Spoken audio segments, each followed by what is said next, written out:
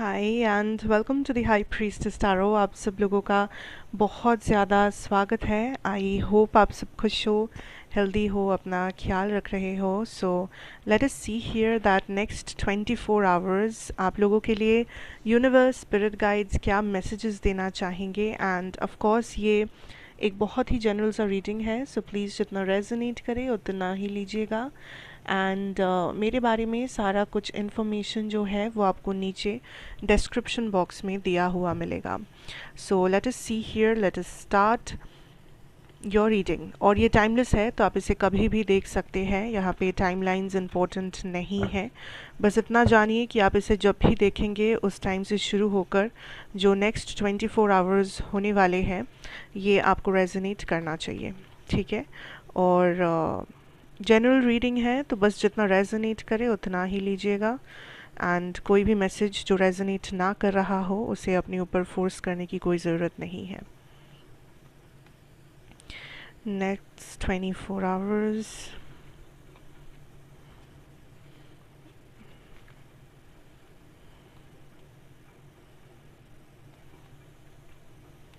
Okay. आपका bottom deck energy basically है moon reversed, जो मुझे ये भी काइंड ऑफ हिंट दे रहा है that there is some emotions या कुछ ऐसे बातें, कुछ ऐसे इमोशंस आपके सामने आने वाले हैं जो आपने अभी तक प्रोसेस नहीं किया है। लाइक यूनिवर्स चाहते थे कि आप इन चीज़ों को पहले से प्रोसेस करें, आप इन चीज़ों के बारे में पहले ही बात कर ले, आप इमोशंस को पहले ही समझ ले, अंडरस्टैंड करें, या इन इमोशंस को आप एक्सप्रेस करें। एंड इमोशंस मतलब प्यार हो सकता है, एंगर हो सकता है, किसी टाइप का जेलसी हो सकता है, कुछ नेगेटिव इमोशन, कुछ पॉजिटिव इमोशन हो सकता है, जो आपने अभी तक एक्सप्रेस नहीं किया, जो जिसके साथ अभी तक आपने डील नहीं किया है। ये इमोशंस आपके अंदर ही है बट आपने इनके साथ डील नहीं किया है, आपने इनको एक्सेप्ट नहीं किया है, एक्नॉलेज नहीं किया है। तो इस 24 घंटे में ये इमोशंस फिर से उभर कर आ सकते हैं आपके अंदर, बिकॉज यूनिवर्स आपको इतना ही कहेंगे दैट इन इमोशंस को एड्रेस करो, इन इमोशंस के बारे में चर्चा करो, किसी और से नहीं तो एटलीस्ट अपने आपके साथ बैठो, इन इमोशंस के बारे में सोचो दैट ये जो आप महसूस कर रहे हो बार बार रिपीटेडली, या ये जो इमोशन है जिसे आप जाने नहीं दे सकते अपने अंदर से, तो वो क्यों हो रहा है या उसके बारे में आपको क्या करना चाहिए, what is the way out, what is the solution, ठीक है। बिकॉज आप बस इमोशंस को कैद करके अपने अंदर रख कर बैठे हो एंड इससे प्रॉब्लम सॉल्व नहीं होने वाला है basically. We have the Four of Pentacles energy here, the King of Swords energy, Eight of Swords,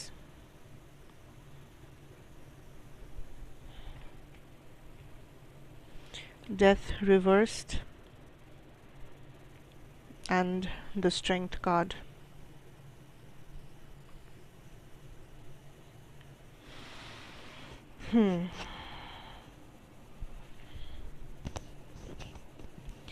also I can see that किसी चीज़ के इंतज़ार में है यहाँ पे कुछ लोग।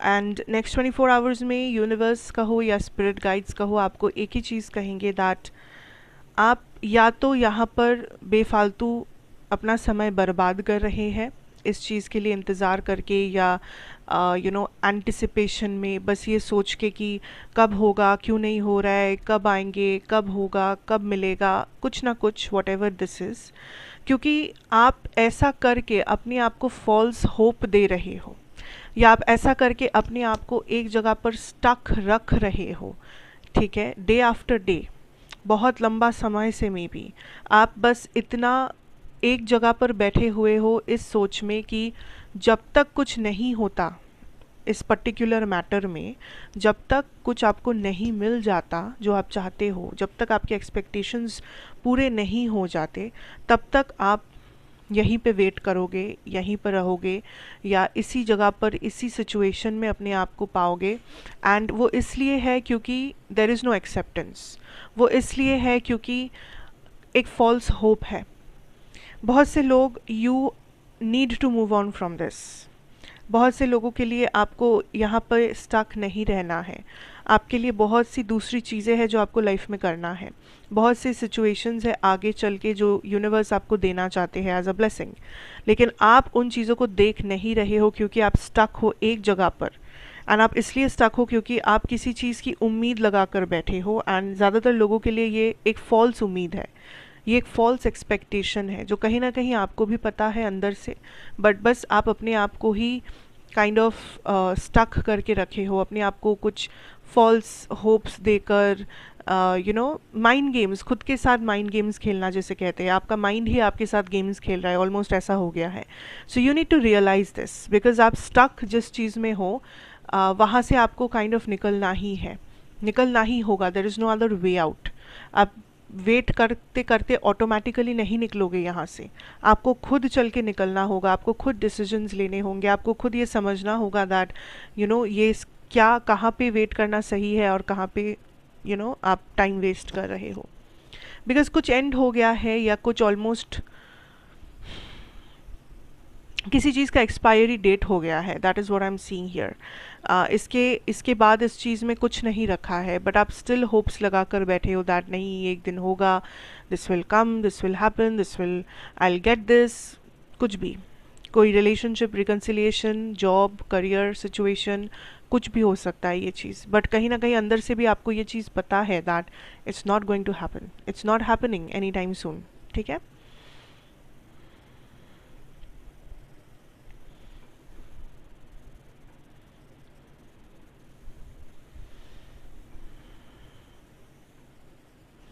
आई कैन सी दैट करियर में या आपके फाइनेंशियल सिचुएशंस में कुछ ब्लॉकेजेस है जो आप फेस कर रहे हो, लाइक ऐसे तो कोई प्रॉब्लम नहीं है, it's not a problem, but कुछ ब्लॉकेज है जो कुछ लोग काइंड ऑफ क्रिएट कर रहे हैं।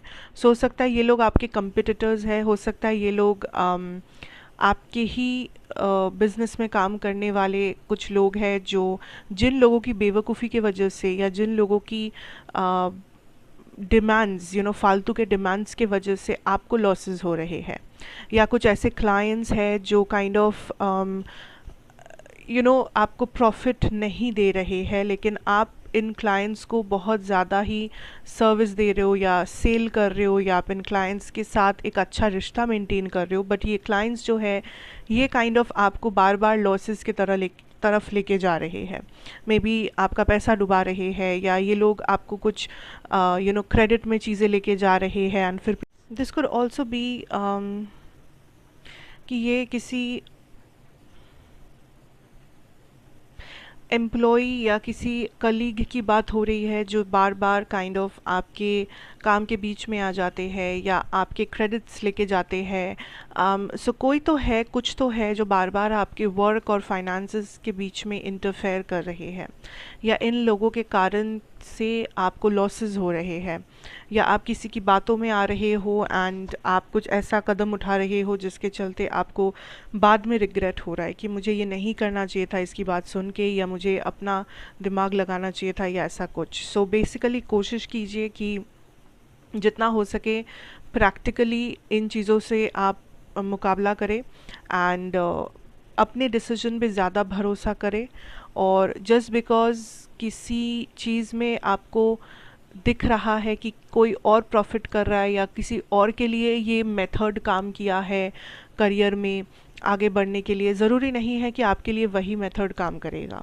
सो बेसिकली जो भी करना है अपने दिमाग से करना है एंड प्रैक्टिकल होके करना है। ब्लॉकेजेस अगर है तो उसके सल्यूशन के पीछे भागना है, ये नहीं कि नेगेटिव माइंड लेके बैठ जाना है कि ये लॉस हो गया, ये हो गया। No, you shouldn't do that. लेकिन ओवरऑल जो आपका स्टेबिलिटी है वो कायम रहेगा, तो उसमें कोई प्रॉब्लम नहीं है। इट्स नॉट लाइक कि this is something negative, it's just that कि कुछ ब्लॉकेजेस आएंगे जो आपको सामना करना होगा, सिंपल।